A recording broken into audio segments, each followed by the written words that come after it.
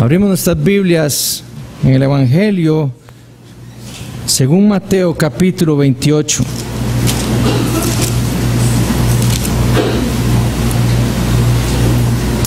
Mateo 28.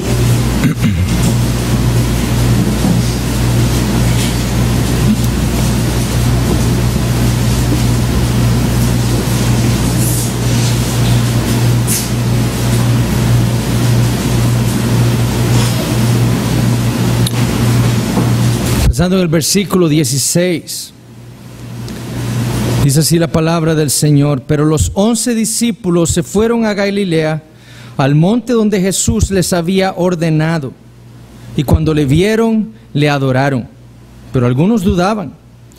Y Jesús se acercó y les habló diciendo: toda potestad me es dada en el cielo y en la tierra.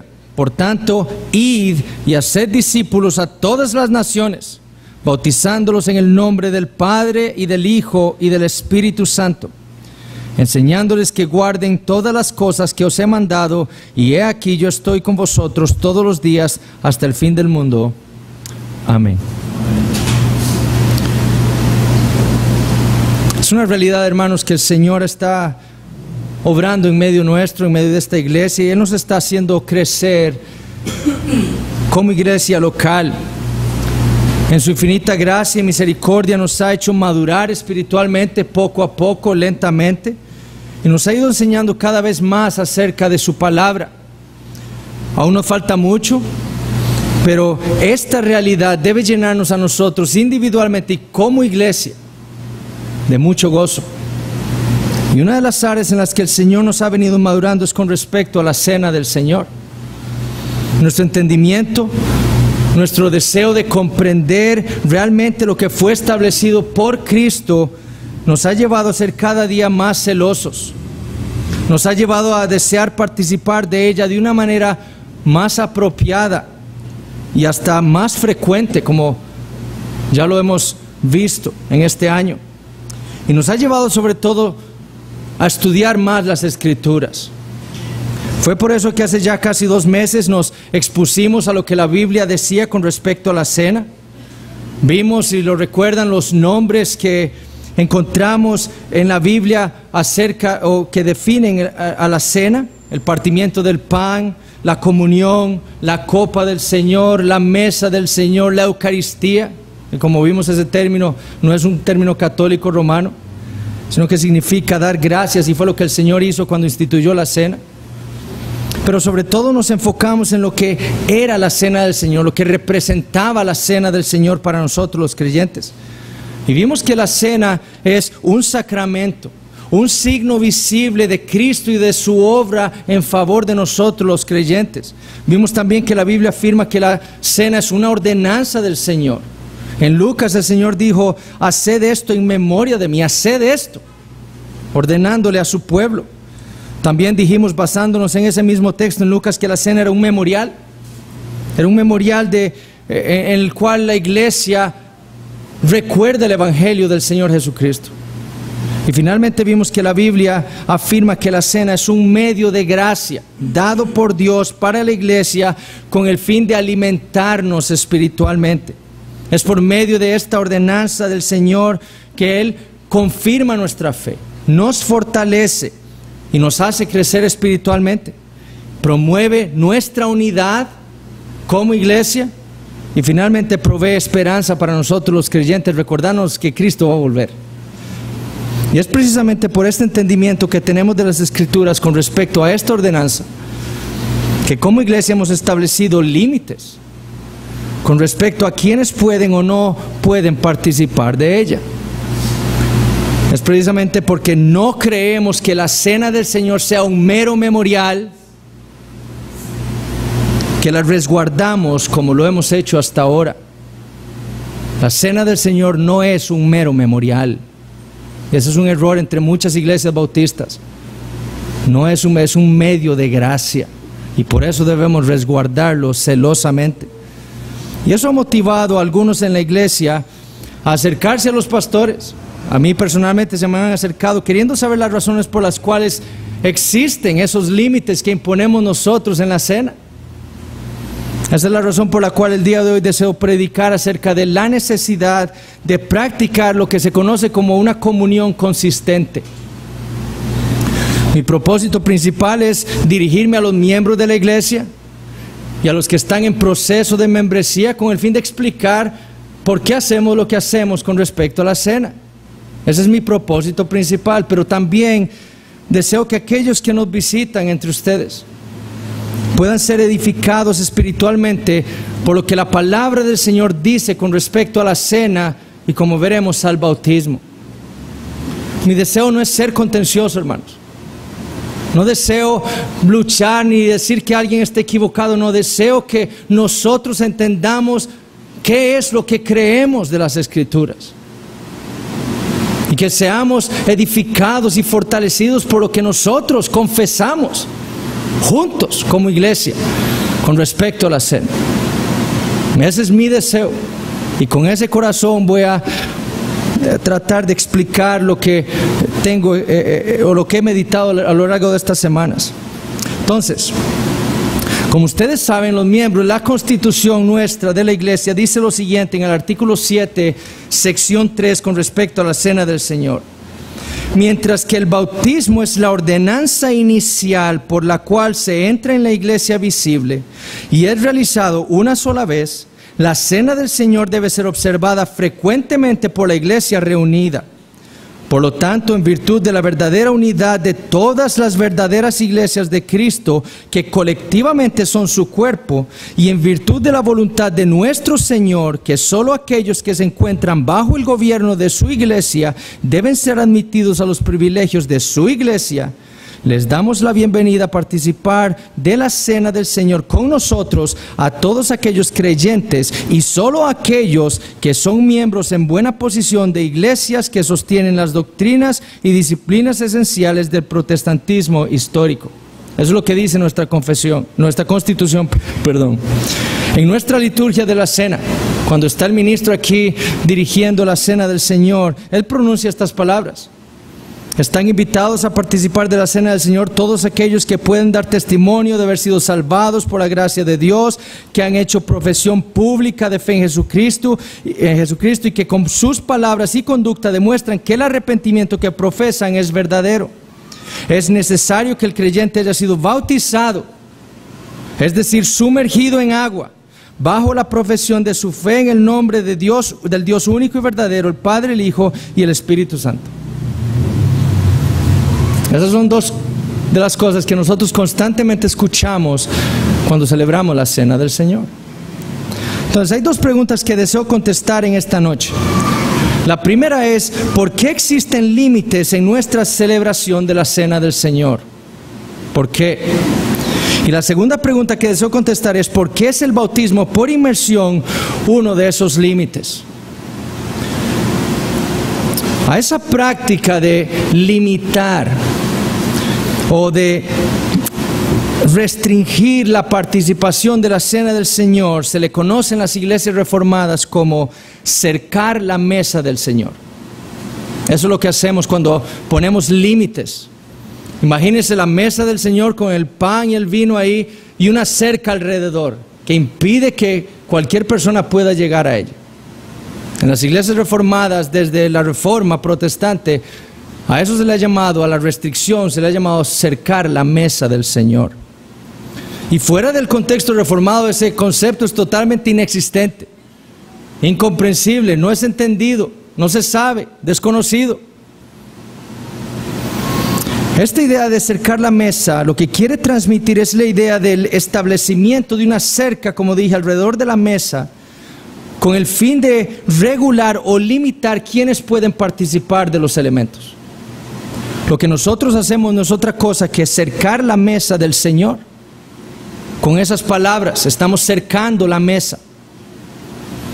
Nuestra constitución limita la participación de la cena a creyentes, miembros de una iglesia visible, a la cual se entra por el bautismo, que no están en disciplina de otra iglesia, y aquellos que creen las doctrinas y disciplinas esenciales del protestantismo histórico. Eso es lo que nosotros como iglesia mantenemos y son nuestros límites, la manera en que nosotros cercamos la cena. No son todos entonces los que pueden participar de ella. Ahora, la pregunta que debemos contestar es: ¿cómo justificamos nosotros cercar la mesa? ¿Cómo justificamos nosotros establecer esos límites para impedir que ciertas personas puedan participar de esos elementos? Y la primera justificación es la enseñanza del Antiguo Testamento. Esta idea de acercar la mesa viene del concepto del Antiguo Testamento de santificar o de mantener todas las cosas que eran parte de la adoración a Dios santas. Por ejemplo, el arca del pacto, el sacerdocio, los sacrificios, eran cosas que Dios le había dado al pueblo de Israel que debían ser mantenidas santas. Aquella persona que se atreviera a tocar el arca del pacto, en el Antiguo Testamento Dios lo mataba. En 2 Samuel 6 leemos lo que le sucedió a Usa. Ya todos hemos leído esa historia. Usa está trasladando el arca del pacto hacia Jerusalén. Usa va a la par, él no debe estar ahí. Están trasladando el arca de una manera incorrecta, no como Dios lo había establecido. Para eso tenía argollas. Lo están transportando en una carreta con bueyes. Y el arca se va a caer, y Usa, para evitar que se caiga, pone su mano. Y Dios lo mata. Porque extendió su mano para tocar algo que él no debía tocar. En el versículo 7 de 2 Samuel 6 dice: y el furor de Jehová se encendió contra Usa, y lo hirió allí Dios por aquella temeridad, y cayó allí muerto junto al arca de Dios.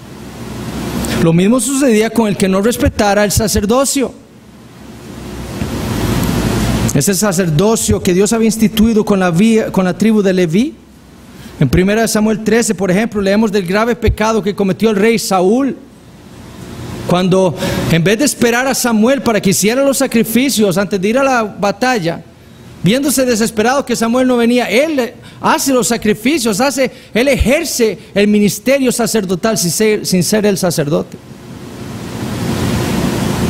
Y en 1 Samuel 13, versículos 13 y 14 leemos lo que Samuel le dice a Saúl: locamente has hecho, no guardaste el mandamiento de Jehová tu Dios que él te había ordenado, pues ahora Jehová hubiera confirmado tu reino sobre Israel para siempre, mas ahora tu reino no será duradero.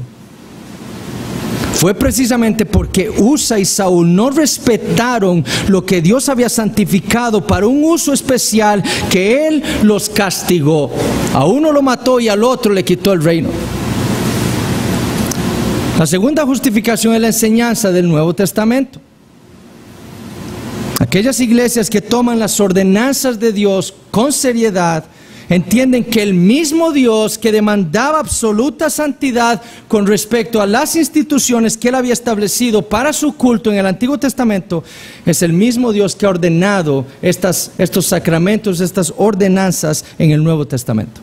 El mismo Dios. Y así como habían consecuencias para aquellos que tomaban las cosas de Dios sin respeto en el Antiguo Testamento, así mismo hay consecuencias para los que toman la cena indignamente. Pablo le dijo a la iglesia en Corinto, en 1 Corintios 11: porque el que come y bebe indignamente sin discernir el cuerpo del Señor, juicio come y bebe para sí, por lo cual hay muchos enfermos y debilitados entre vosotros y muchos duermen. Las consecuencias de no haber participado de la cena correctamente como Dios lo había establecido era que muchos estaban enfermos y algunos habían muerto. No de causas naturales, Dios los mató por no haber tomado la cena dignamente. ¿Y por qué esas consecuencias? Bueno, Pablo le dice en 1 Corintios 11, 27: de manera que cualquiera que comiera este pan o bebiera esta copa del Señor indignamente será culpado del cuerpo y de la sangre del Señor. Por eso esas consecuencias. Estas palabras siguen a la cita de Pablo del Señor en la institución de la cena. Y Pablo las dice con el fin de cercar la cena del Señor en la iglesia en Corinto. ¿Por qué cercarla? ¿Por qué debía limitarse la participación? Porque no todos pueden hacerlo. No todos pueden participar de la cena. Por eso hay que cercarla. Porque hay consecuencias para quienes la toman inapropiadamente. Y hay reprensiones de Dios para aquellas iglesias que la administran de una manera incorrecta también. En 1 Corintios 5, leemos a Pablo reprendiendo a esta iglesia por no haber excomunicado a un inmoral entre ellos, a un hombre que tenía a la mujer de su padre y estaba ahí entre ellos, como un cristiano más, sin disciplina eclesiástica. Inclusive, por lo que Pablo dice en 1 Corintios 5, este hombre estaba tomando la cena con ellos. Ellos no estaban cercando la cena del Señor para impedir que un hombre inmoral tomara la cena. Tal persona debía ser puesta fuera de la iglesia. Eso fue lo que Pablo dijo en 1 Corintios 5. Ellos no debían tener comunión con él. La levadura de la malicia y de la maldad, dice Pablo, debía ser echada afuera.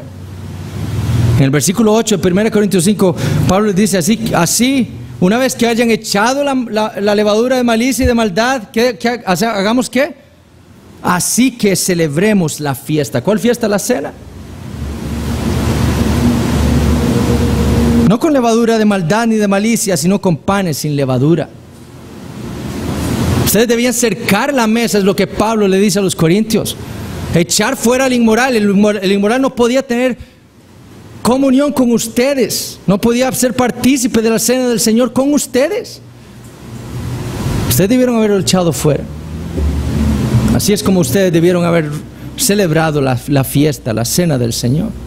Entonces Pablo está estableciendo que la cena debía ser cercada. Y este ha sido siempre un entendimiento y práctica de aquellas iglesias que se consideran herederas de la Reforma protestante. En el siglo XVI, en la ciudad de Ginebra, hubo un problema entre Calvino y los libertinos. Este era un grupo de hombres que decían ser cristianos, profesaban ser cristianos, pero vivían vidas abiertamente inmorales. Eran fornicarios muchos de ellos. Decían ser cristianos, pero somos Judas. El libertinaje, eso era lo que ellos vivían. Falsos cristianos.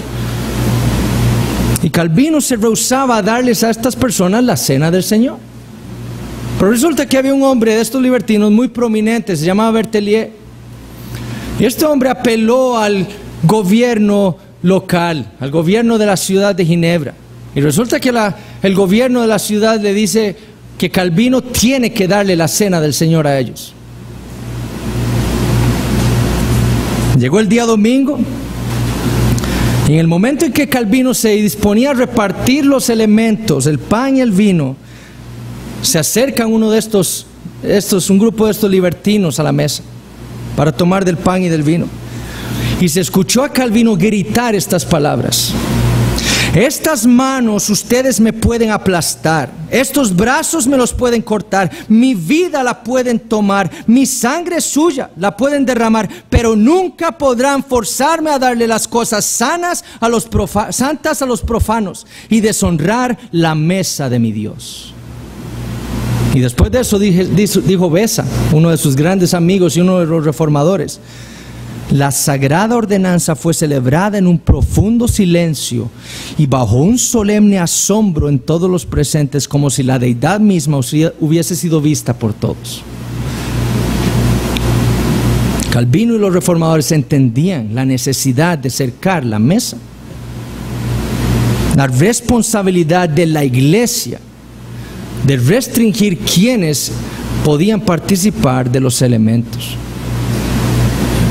Ahora, segundo punto: ¿cómo cercar la mesa? ¿Cómo se debe cercar la mesa? Históricamente las iglesias bautistas y las iglesias reformadas han cercado la mesa del Señor para permitir la participación de la ordenanza exclusivamente a creyentes que hayan sido bautizados, miembros de una iglesia local, que no estén en disciplina y que tengan las mismas convicciones doctrinales de la iglesia que está celebrando la ordenanza. Históricamente, así ha sido siempre. En aquellas iglesias que están convencidas de que la mesa debe ser cercada.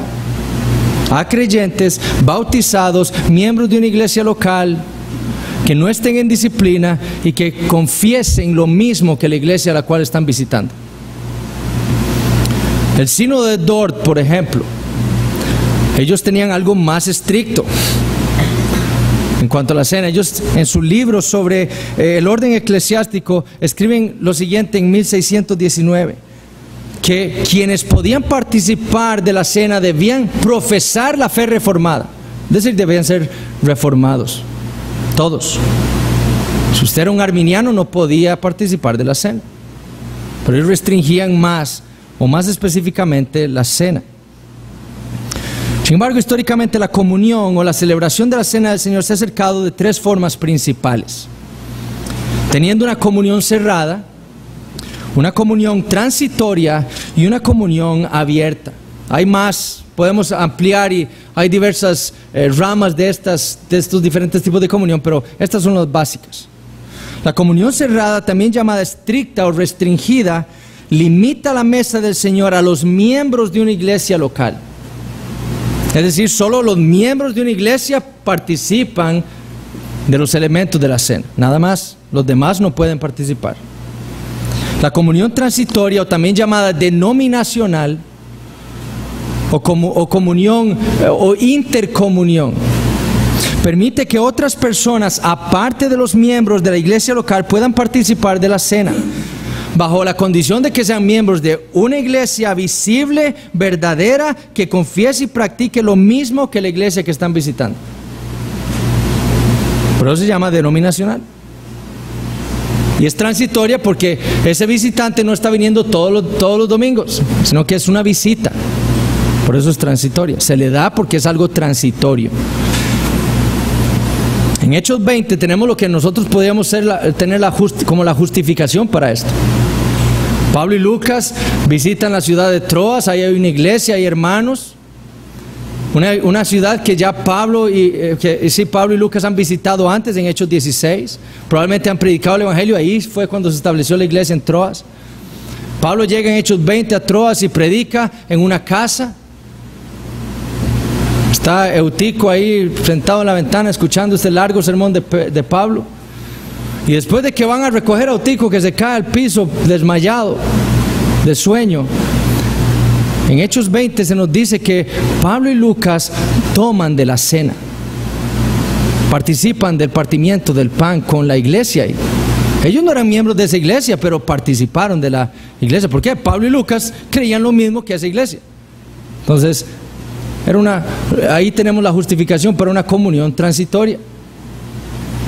Y esa fue la práctica de la mayoría de las iglesias bautistas particulares del siglo XVII.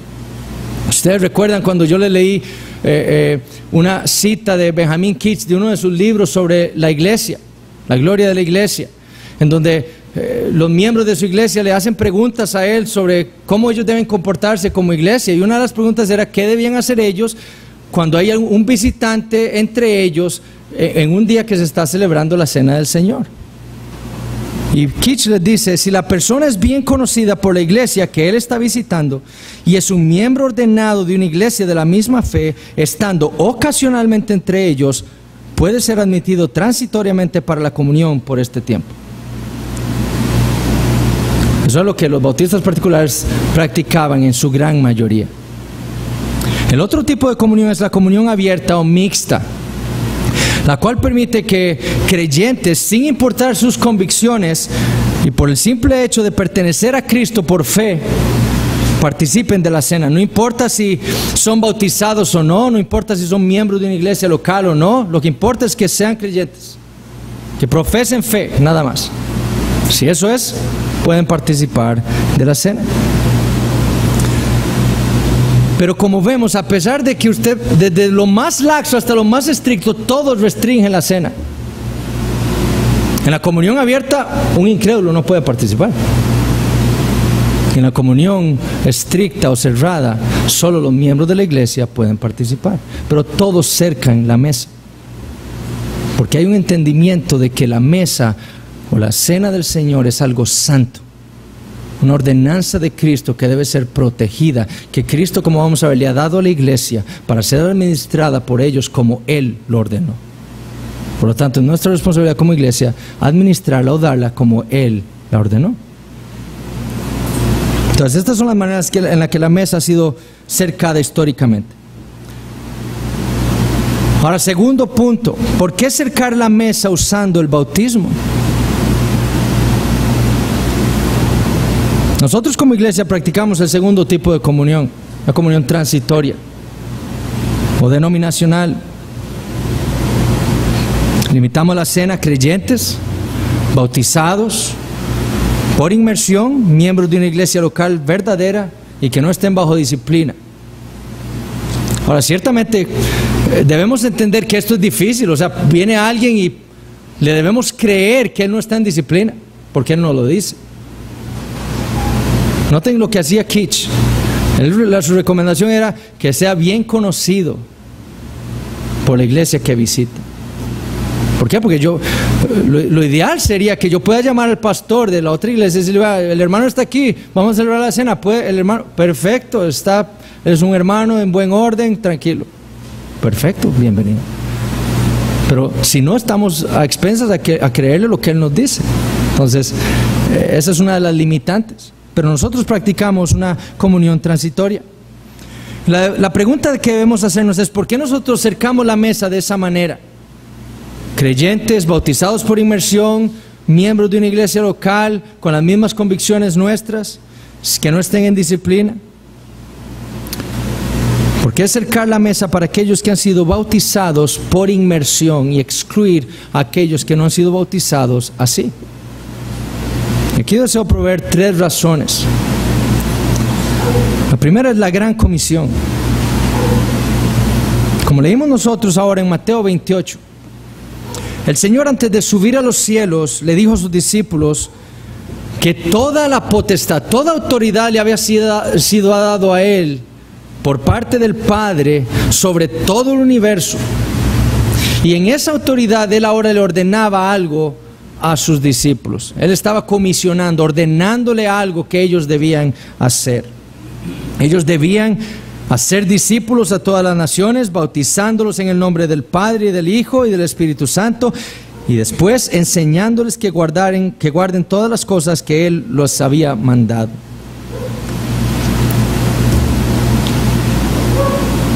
¿Cómo sabemos que esta fue la gran comisión? ¿Cómo sabemos nosotros que lo que el Señor Jesús le dijo a sus discípulos fue que ellos debían hacer discípulos de las naciones, yendo a ellas, predicándoles el evangelio? Entre los que escuchaban ahí iban a haber creyentes. A esos que creían debían bautizarlos, y esos que eran bautizados debían ser ingresados en una membresía, en un cuerpo local de creyentes, en donde iban a ser enseñados todas las cosas que el Señor les había dado a los discípulos que debían guardar. ¿Cómo sabemos que esa fue la gran comisión? Eso es lo que dice Mateo, ¿no? Id, haced discípulos de todas las naciones. ¿Cómo? ¿Cómo hace usted discípulos de Cristo de todas las naciones? Predicando el evangelio. Un discípulo de Cristo es aquel que cree en Él por fe. ¿Qué debe hacer usted con aquellos que han creído? Bautizarlos en el nombre del Padre, del Hijo y del Espíritu Santo. Y después que son bautizados, ¿qué deben hacer? Usted debe hacer enseñarles todo lo que Cristo les ordena. ¿Dónde aprendemos nosotros? Sino en la iglesia. Entonces, ¿cómo sabemos que eso es esa es nuestra interpretación ahora de la gran comisión? ¿Cómo sabemos que eso es la verdad? El libro de Hechos. El libro de Hechos es la interpretación de la gran comisión. En el libro de Hechos nosotros tenemos la gran comisión explicada. En Hechos 2, por ejemplo, ¿qué tenemos? Pedro se pone de pie lleno del Espíritu Santo y predica el evangelio del Señor Jesucristo. ¿Qué pasa? Entre esa gran multitud hay creyentes. Se arrepienten. ¿Qué cuenta Lucas? Así que los que recibieron su palabra fueron bautizados y se añadieron aquel día. ¿Se añadieron a qué? A la membresía de la iglesia en Jerusalén. Se añadieron aquel día como 3,000 personas y perseveraban en la doctrina de los apóstoles, en la comunión unos con otros, en el partimiento del pan y en las oraciones. Ahí Está explicado. Creyeron, fueron bautizados y después fueron añadidos a la iglesia local, en donde fueron enseñados todas las cosas que Cristo les había mandado y participaron de la cena. Es decir, el bautismo es la entrada del creyente a la iglesia local. El que ha creído el Evangelio, se ha arrepentido, ha sido bautizado y ha llegado a ser parte de una iglesia local en donde es edificado espiritualmente y donde él es partícipe y obedece la ordenanza de Cristo en la cena del Señor. En Hechos 18:8 leemos a Pablo en Corinto y dice: y Crispo, el principal de la sinagoga, creyó en el Señor con toda su casa, y muchos de los corintios oyendo, creían y eran bautizados. Oyendo, creían y después eran bautizados. Ese es el orden. La gran comisión. No debían bautizar antes, no, después de creer. A la iglesia en Colosas, Pablo le escribió: ustedes todos en Colosas, los creyentes, hermanos en la fe, sepultados con Él en el bautismo. Todos ustedes que son miembros de esta iglesia, cuando fueron bautizados con Cristo en el bautismo, en su bautismo, en el cual fuisteis también resucitados con Él. Sencillamente el Nuevo Testamento no conoce creyentes que no hayan sido bautizados luego de haber creído. Busque un caso en el Nuevo Testamento de un creyente que no haya sido bautizado después de haber creído. No existe.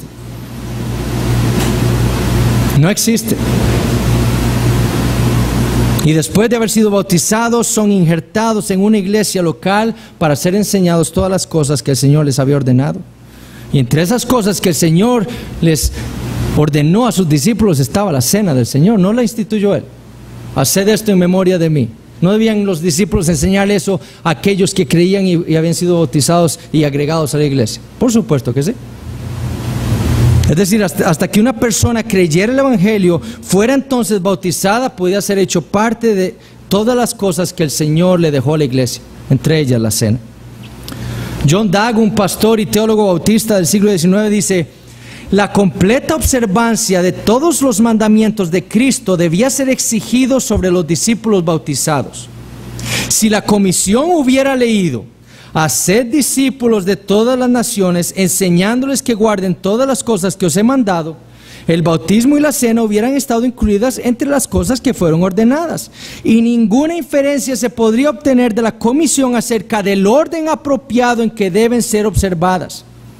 Pero la separación del bautismo de todas las cosas que Cristo ordenó le da una relación peculiar a las otras cosas exigidas en la comisión, y el orden en el cual es introducido el bautismo no puede significar sino el orden apropiado para nuestra obediencia. Es decir, si usted fue bautizado como creyente y es miembro de una iglesia, usted puede participar de la cena. Pero si usted no ha sido bautizado, usted no puede tomar la cena del Señor. ¿Por qué? Porque primero usted cree, después usted es bautizado y después usted puede participar de la cena. Antes no. Ese es el orden de la gran comisión. ¿Por qué acercar entonces la mesa para limitar la cena a aquellos que han creído el Evangelio, que han sido bautizados, que son miembros de una iglesia? Porque fue lo que Cristo ordenó en la gran comisión. Ningún incrédulo, ningún creyente que no haya sido bautizado, ni ningún creyente que siendo bautizado no pertenezca a una iglesia local no puede participar de la cena. Ningún incrédulo, ningún creyente que no haya sido bautizado, ni ningún creyente que siendo bautizado y no es miembro de una iglesia puede participar de la cena. Porque la cena es una ordenanza de Cristo para la iglesia, celebrada en la iglesia. Si usted no es miembro de una iglesia, no puede participar de la cena. La cena le fue dada a la iglesia para ser administrada por la iglesia como Cristo se la ordenó a la iglesia. Y si el bautismo debe ocurrir primero, antes de que una persona, un creyente, pueda participar de todas las cosas que el Señor le ordenó a sus discípulos a observar, entonces esa persona debe ser primero bautizada antes de participar de la cena, entre otras cosas. Y por eso la iglesia debe cercar la cena con el bautismo. No podemos permitir que alguien que no sea bautizado tome de la cena, porque la gran comisión nos lo impide. El mismo Dag escribió: hemos visto que la cena del Señor le ha sido dada a las iglesias locales para su observancia y perpetuación, y que las iglesias locales, si están organizadas de acuerdo a las Escrituras, no contienen sino personas bautizadas. Sigue entonces que el bautismo es un prerequisito para la comunión en la mesa del Señor.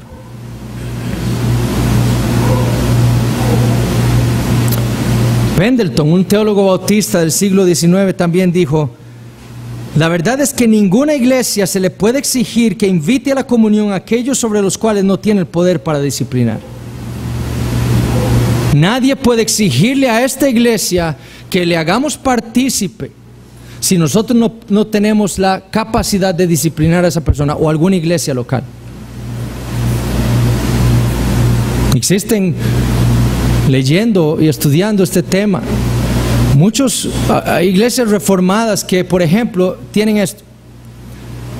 Ellos tienen a la congregación, celebran la cena, dan las advertencias en el texto de 1 Corintios 11, y lo demás se lo dejan al participante. Si usted no es creyente, es su problema.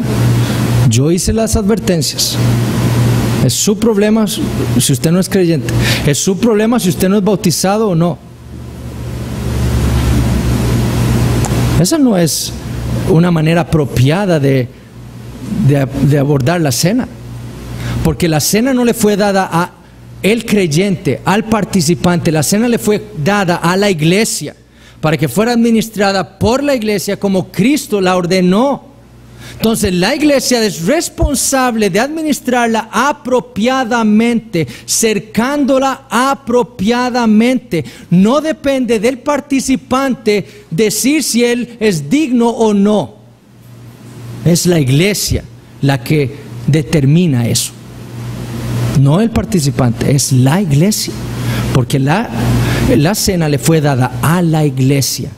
Es por eso que nosotros no tenemos la cena en mi casa, porque la cena le fue dada a la iglesia y debe ser celebrada en la iglesia, en la comunión de toda la iglesia. Pero eso es irresponsable.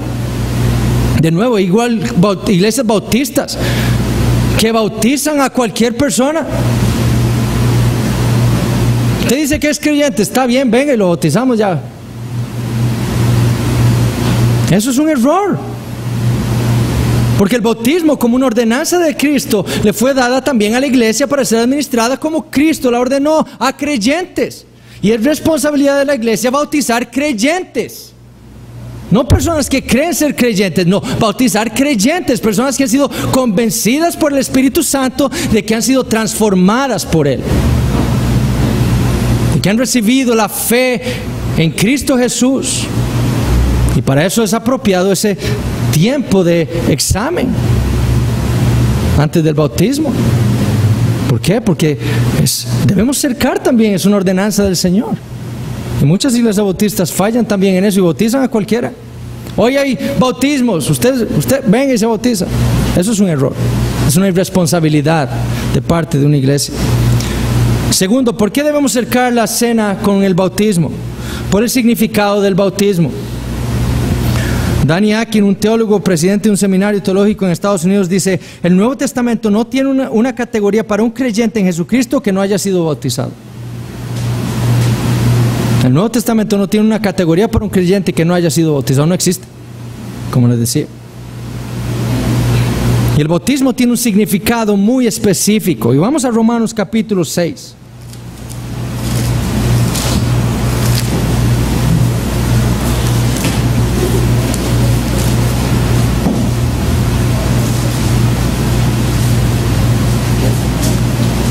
Romanos capítulo 6, versículo 1, Pablo dice: ¿qué pues diremos? ¿Perseveraremos en el pecado para que la gracia abunde? En ninguna manera. Porque los que hemos muerto al pecado, ¿cómo viviremos aún en él? ¿O no sabéis que todos los que hemos sido bautizados en Cristo Jesús hemos sido bautizados en su muerte? Porque somos sepultados juntamente con él para muerte por el bautismo, a fin de como Cristo resucitó de los muertos por la gloria del Padre, así también nosotros andemos en vida nueva. Porque si fuimos plantados juntamente con Él en la semejanza de su muerte, así también lo seremos en la de su resurrección. Sabiendo esto, que nuestro viejo hombre fue crucificado juntamente con Él, para que el cuerpo del pecado sea destruido, a fin de que no sirvamos más al pecado. Porque el que ha muerto ha sido justificado del pecado. Y si morimos con Cristo, creemos que también viviremos con Él, sabiendo que Cristo, habiendo resucitado de los muertos, ya no muere. La muerte no se enseñorea más de Él. Porque en cuanto murió, al pecado murió una vez por todas, mas en cuanto vive, para Dios vive. Así también vosotros, considerados muertos al pecado, pero vivos para Dios en Cristo Jesús, Señor nuestro. No reine pues el pecado en vuestro cuerpo mortal, de modo que lo obedezcáis en sus concupiscencias, ni tampoco presentéis vuestros miembros al pecado como instrumentos de iniquidad, sino presentaos vosotros mismos a Dios como vivos de entre los muertos, y vuestros miembros a Dios como instrumentos de justicia. Porque el pecado no se enseñoreará de vosotros, pues no estáis bajo la ley, sino bajo la gracia. El bautismo tiene un significado muy específico, y esto es lo que todas las iglesias reformadas creen. Esto es lo que significa el bautismo. Significa que nosotros estamos identificados con Cristo primero. Estamos unidos a Él por medio de la fe. El preludio de este, o el contexto inmediato a Romanos 6 es Romanos capítulo 5, del 12 al 21. ¿Y qué es? Nosotros los creyentes estamos unidos no a Adán, sino a Cristo por fe. Entonces el primer significado del bautismo es nuestra identificación con el Señor. Segundo, significa que el creyente ya no se deleita en el pecado.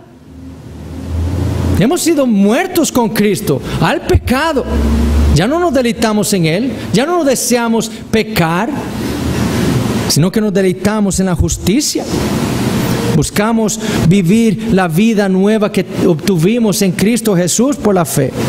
El bautismo también significa que ya no somos esclavos del pecado, sino esclavos de Cristo. Hace unas semanas tuvimos un bautismo aquí. ¿Ustedes saben lo que estaba testificando el hermano Alejandro cuando salió del agua? Ya no le pertenezco al pecado, el pecado no me domina más, ahora le pertenezco a Cristo. Él es mi Señor. Eso damos testimonio público en el bautismo. Y significa que tenemos vida eterna en Cristo, resucitados con Él. Cristo tiene vida eterna, fue resucitado y tiene vida eterna, y nosotros, al estar unidos a Él por la fe, fuimos resucitados con Él y tenemos con Él vida eterna. Eso también nos recuerda el bautismo. Ese es el significado del bautismo que nos identifica. Y la inmersión es el único tipo de bautismo que refleja perfectamente este significado del bautismo en Romanos 6. Muertos con Cristo y resucitados con Él. Sepultados con Cristo y resucitados con Él. Aquellos que van a participar de esta ordenanza tienen que haberse identificado primero con Cristo antes de poder participar de sus ordenanzas. Por eso es que limitamos la cena a aquellos que son bautizados nada más. Porque aquel que va a participar de la cena tiene que haberse identificado con Cristo en el bautismo antes de poder participar de algo que el Señor le dejó a su cuerpo, la iglesia. Y la tercera razón por la cual debemos cercar la mesa con el bautismo es por el principio regulador de la adoración.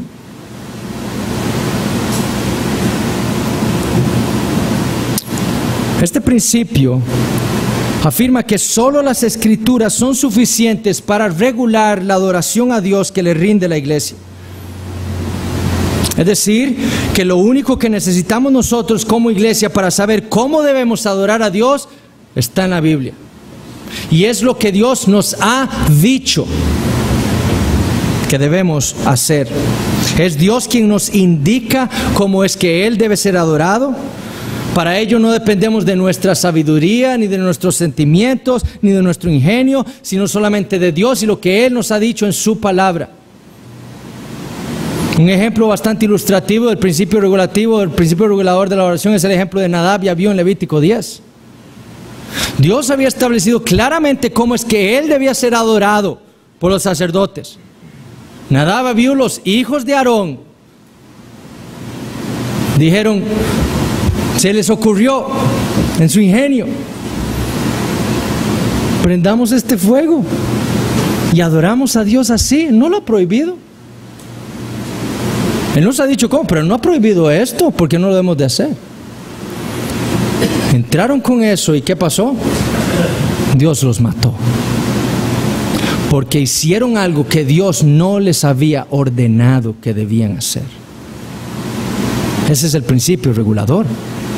Aquí hacemos, en nuestro culto a Dios, hacemos solamente lo que Dios nos ha ordenado que debemos hacer para adorarle. Si Él no lo ha dicho, no lo debemos hacer. Solo debemos hacer lo que Él nos ha dicho en su palabra. De otra manera está prohibido. Debemos hacer nada más lo que ha sido regulado por Dios. Y por lo tanto, si la cena del Señor y si el bautismo son parte, como nosotros confesamos en la confesión, son parte de nuestra adoración a Dios y son parte del culto que la iglesia le rinde a Dios, entonces debe ser regulada la cena y el bautismo. El Señor ha regulado la cena de tal manera, como hemos visto, para que sea observada por creyentes que hayan sido bautizados, y ya vamos a ver, por inmersión, y que sean miembros de una iglesia local. Así es como Dios ha regulado la participación de la cena. Pero entonces surge otra pregunta. Porque la Biblia afirma en Efesios 4:5 que hay solamente un Señor, una fe, un bautismo. ¿Cuál es ese bautismo? ¿Cómo es que ha sido regulado ese único bautismo por Dios? Ese es nuestro deber, ir a las Escrituras e investigar cuál es ese único bautismo válido y regulado por Dios, que debe ser celebrado por la iglesia. Ese es nuestro deber, como iglesia local. Porque si la cena es para creyentes que han sido bautizados, es importantísimo determinar cuál es ese bautismo. La verdad es que a pesar de la pluralidad de bautismos que son practicados por iglesias de Cristo, porque a pesar de que hay iglesias que no practican el bautismo por inmersión, son iglesias de Cristo.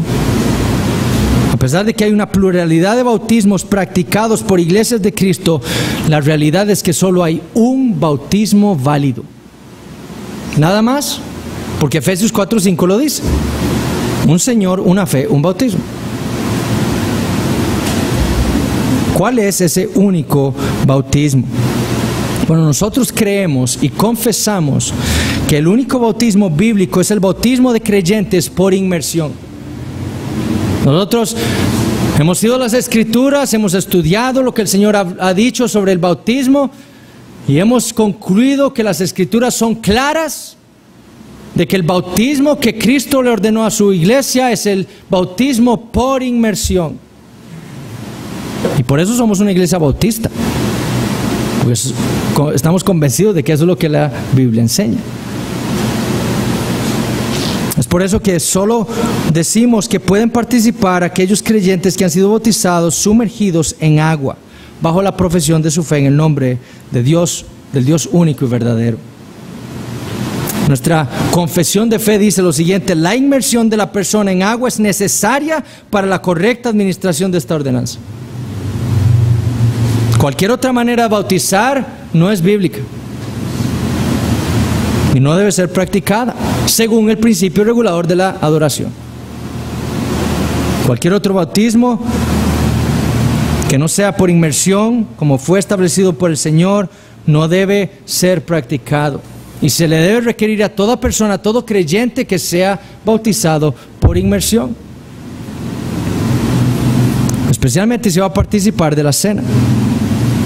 Porque si el Señor requería el bautismo para poder participar de la cena, entonces ese es el bautismo que es válido para poder participar de esa cena. Cualquier otro bautismo no es válido. Por eso es que nosotros cercamos la mesa con el bautismo por inmersión, porque creemos que si ese es el bautismo que Cristo le ordenó a su iglesia para ser practicado y recibido antes de poder participar de la cena, ese es el bautismo que todo aquel que participe de la cena debe tener. Si no, no puede.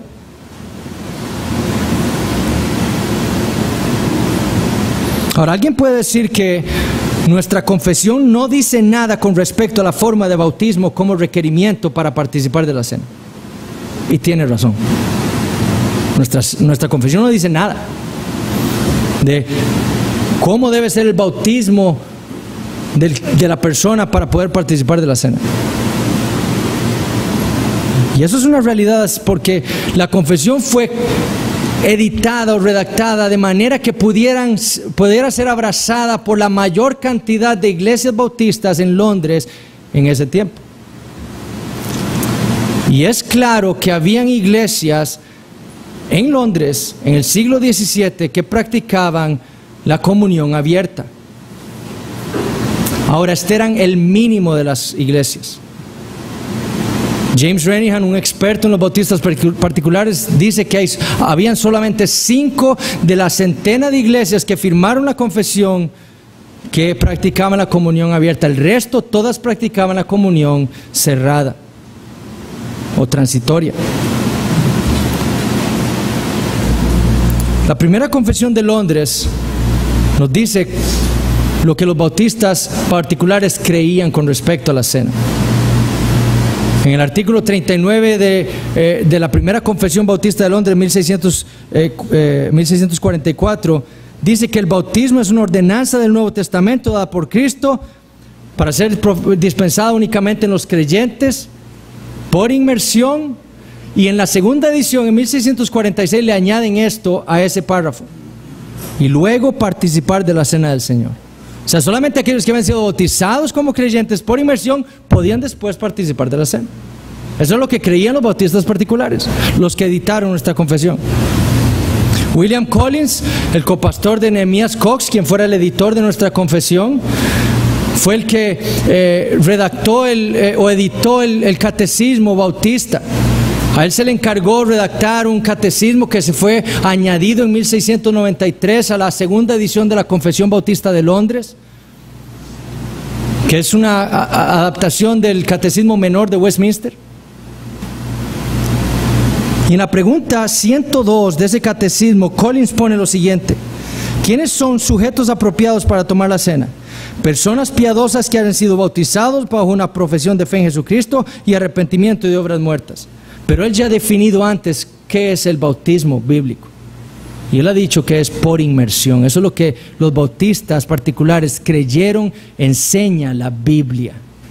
Por inmersión.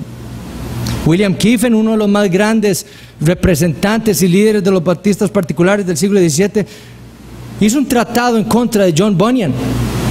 John Bunyan practicaba la comunión abierta. Para él no importaba si usted era bautizado o no, si era miembro de una iglesia local o no. Si usted era creyente, tome la cena, no importa. De hecho, Nehemías Cox perteneció a esa iglesia en Bedford de Bunyan. Y él fue puesto en disciplina en esa iglesia. Y se cree que fue puesto en disciplina porque Cox estaba peleando con Bunyan debido a la comunión abierta. Porque Cox creía en la comunión cerrada. ¿Cómo iba a permitir usted que alguien que no fuera bautizado tomara la cena?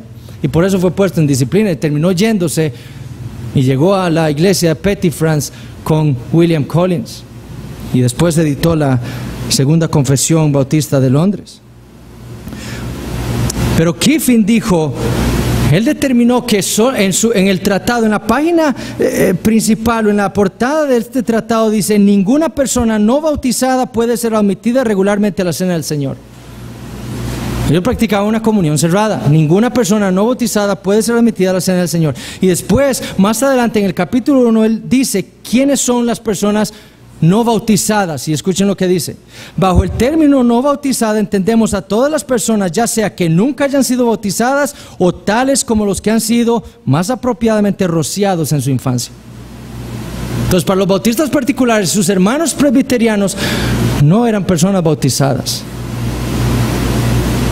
Por eso ellos no tenían una cena, una comunión cerrada.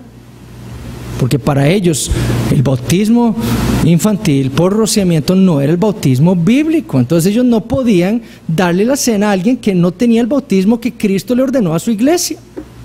y que hacía digno a una persona para participar de la cena. Entonces esa era la práctica de los bautistas. Pero si nosotros vamos a la Escritura, nosotros podemos ver que ese término bautizo en la Escritura quiere decir sumergir.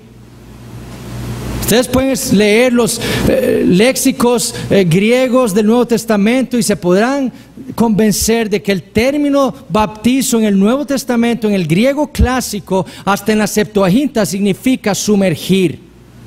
La Septuaginta, por ejemplo, utiliza ese término bautizo en el pasaje de 2 de Reyes 5:14 de Naamán, cuando dice que Naamán se zambulló 7 veces en el río Jordán.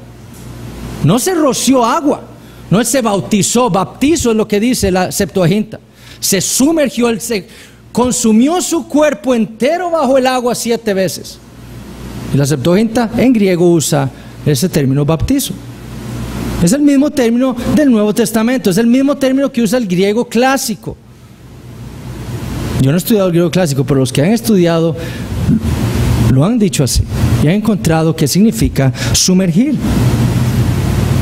En Marcos 1:9 dice: Jesús vino de Nazaret de Galilea y fue bautizado por Juan en el Jordán. En español esto no se nota mucho, pero los que están estudiando griego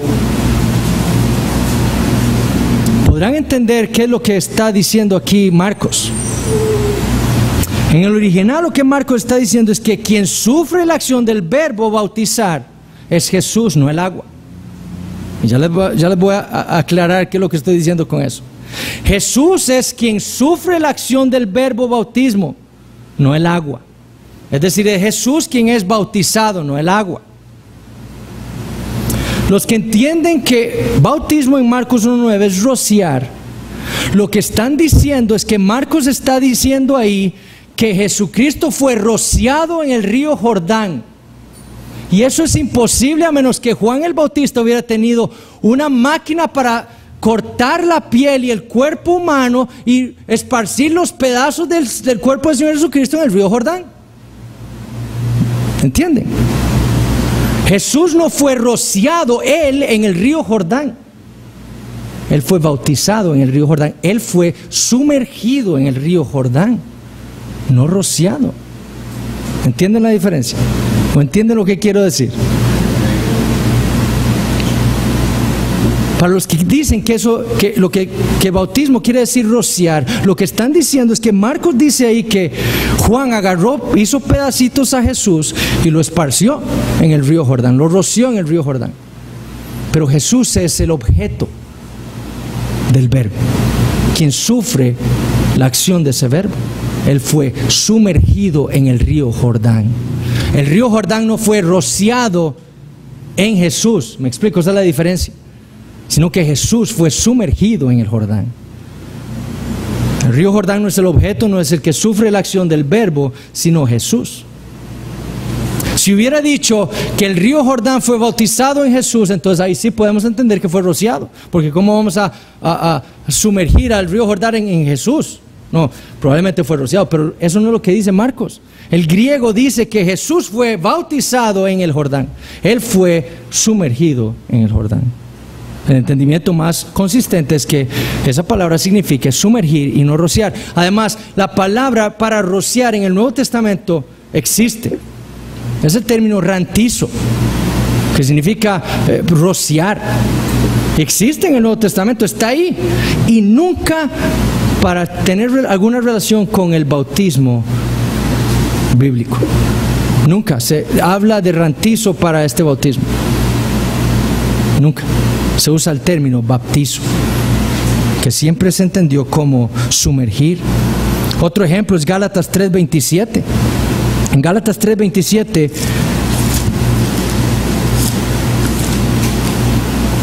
Pablo dice: porque todos los que habéis sido bautizados en Cristo. Ese término en Cristo es el término eis en griego. Denota meter algo adentro. Es lo mismo que leemos en Marcos 1:9.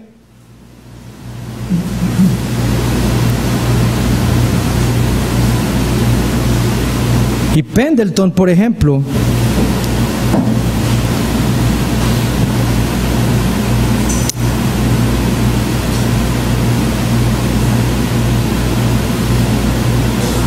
si encuentro la cita, él dice que los que abogan por el término rociar, que usan ese término o no lo entienden adecuadamente, de meter algo dentro.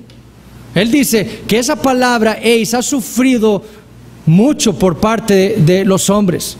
Él dice, un hombre puede entrar al cielo, puede entrar al infierno, puede entrar a un edificio, puede entrar a un barco, pero no puede entrar dentro del agua. Oh, pobre palabra, dice. Sufre quizás la aflicción de la hidrofobia, ¿verdad? Porque el entendimiento es que cuando está bautizo o baptizo, y ese término quiere decir que algo es metido dentro. Y cuando está el agua ahí, quiere decir que algo es metido dentro del agua, sumergido dentro del agua. Eso es lo que dice el Nuevo Testamento. Vean lo que dijo Martín Lutero en un pequeño tratado sobre el bautismo. Ya vamos a terminar. Martín Lutero, quien bautizaba niños, dice: bautismo, die Taufe, yo no hablo alemán, eso es alemán, es baptismos en griego, inmersio en latín, y significa sumergir algo completamente dentro del agua como para que el agua lo cubra. A pesar de que en muchos lugares ya no es costumbre sumergir a los infantes dentro de la fuente, sino solo con la mano verter agua bautismal sobre ellos en la fuente, aún así lo primero es lo que se debe hacer, ¿qué? Meterlos bajo el agua. Pues aún en la lengua alemana la palabra Taufe viene de la palabra Tier, profundo, y significa que lo que es bautizado es metido profundamente en el agua. Por lo tanto, debemos hacer justicia a su significado y hacer del bautismo una señal completa y verdadera de lo que significa. Martín Lutero entendía el término bautizo. Ahora, Pendleton, este pastor bautista, dijo esto: soy consciente que la práctica de los bautistas con respecto a la comunión es frecuentemente acusada de intolerante, cruel e indicativa de fanatismo. Yo respondo que es una liberalidad espuria la que trasciende la liberalidad del Nuevo Testamento, y que es una falsa caridad la que se regocija en todo menos en la verdad. En cuanto al fanatismo, no debe tener parte en el corazón de aquel hombre cuya suprema adherencia es a la verdad de Dios y no a los dogmas de una secta. Si por lo tanto el Nuevo Testamento justifica el curso que los bautistas persiguen, entonces ellos no son ni intolerantes, ni crueles, ni fanáticos. Y eso es lo que yo quiero apelar. Que entendamos que lo que nosotros hacemos cuando cercamos la cena no es porque queremos ser intolerantes, ni crueles, ni que estamos desechando a creyentes, sino que tenemos un entendimiento de la cena que nos ha sido dado a nosotros como iglesia local para ser administrada como nosotros entendemos que Cristo se lo dio a la iglesia, y tenemos un deber delante del Señor como iglesia de administrarla como Él nos dijo, según el principio regulador de la adoración. Y por lo tanto, nuestro deber es cercarla de una manera apropiada según la Escritura. Y si nosotros entendemos que la cena del Señor debe ser tomada por aquellos creyentes que han sido bautizados, y entendemos que el único bautismo bíblico es el bautismo de creyentes por inmersión, y que esos que son bautizados pertenecen a una iglesia local, y que entonces pueden ser parte de esa o partícipes de la cena del Señor, entonces le damos la cena. Pero ese es nuestro entendimiento como iglesia local, y nadie puede exigirnos a nosotros darle a esa persona la cena del Señor porque él cree que él puede tomarlo. Porque es una ordenanza dada a nosotros como iglesia local para ser guardada por nosotros celosamente, según nuestra confesión y lo que creemos nosotros de la Escritura. En el momento en que nosotros cedamos a las presiones de las personas, perdemos nuestra autonomía como iglesia local.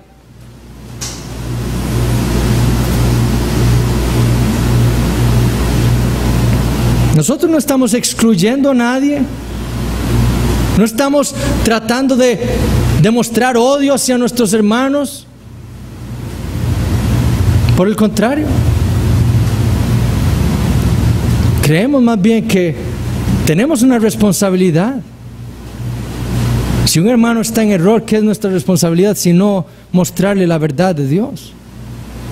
Y si nosotros creemos que el verdadero bautismo es el bautismo de creyentes por inmersión, entonces parte de mostrar amor a nuestros hermanos que no creen esto es mostrarles que eso es lo que nosotros entendemos de la Biblia. Y quizás ellos, yendo a la Biblia a estudiarla, puedan ver eso mismo. Pero no es por odio, es por temor, es por celo, es porque entendemos nuestra responsabilidad delante del Señor como iglesia local. Y debemos saber responder a esas acusaciones. Yo tenía algunas respuestas a esas acusaciones que se han dado. No va a dar tiempo, pero quiero que nos llevemos eso en nuestros corazones. Es nuestra responsabilidad. No lo hacemos por odio, por ser intolerantes. No lo hacemos porque tenemos una responsabilidad delante del Señor,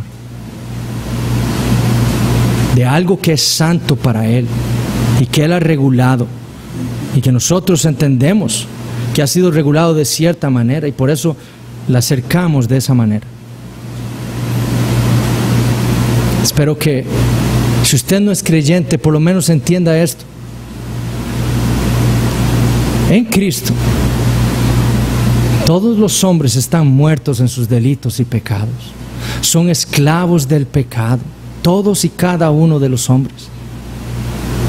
Los que estamos aquí, que somos creyentes, estábamos en esa condición. Pero un día el Señor Dios nos reveló y nos abrió nuestros ojos por el Evangelio del Señor Jesucristo, que dice que Dios envió al mundo a su Hijo unigénito para salvar a pecadores como nosotros, para justificarnos, para darnos esa justicia que ninguno de nosotros tiene ni podrá tener jamás, y que es necesaria para presentarse delante de la presencia de Dios. Y que si usted cree en ese Señor Jesucristo, en su muerte, en lo que Él hizo por su pueblo en la cruz del Calvario, usted va a morir al pecado, unido a Él por la fe, y va a tener en Él vida eterna, y va a ser resucitado a vida eterna, vida nueva. Y ahora tendrá una nueva vida, con la cual ya odiará ese pecado que antes amaba, y amará ahora la justicia que Dios ama, pero por fe. Y el bautismo que leímos ahora en Romanos 6 debe hacerle ver a usted su necesidad de ir al Señor Jesucristo con fe y arrepentimiento para obtener esa vida que solamente está en el Señor Jesucristo. Oremos. Padre Santo, te damos gracias por este día que nos has concedido. Gracias, Señor, por tu palabra. Gracias, Señor, por habernos enseñado desde la mañana lo que tú has hecho en la historia de los hombres, cómo tú has traído ese plan perfecto de redención hasta nuestros días. Te damos gracias por la palabra que escuchamos en la mañana, por esas exhortaciones a vivir una vida digna del llamamiento con que hemos sido llamados, examinándonos a nosotros mismos, una vida para tu gloria. Gracias, Señor, por lo que escucharon nuestros niños también en la mañana. Usa tu evangelio, Señor, para salvarlos a ellos también, y que ellos sean resucitados también a vida nueva. Y te damos gracias por la palabra que hemos leído en esta noche, que también produzca fruto en nuestros corazones, y que tú, Señor, edifiques y fortalezcas a este cuerpo local, porque porque nuestra única meta es la gloria de nuestra cabeza, que es Cristo Jesús. Padre, gracias te damos, y es en su nombre que hemos orado. Amén.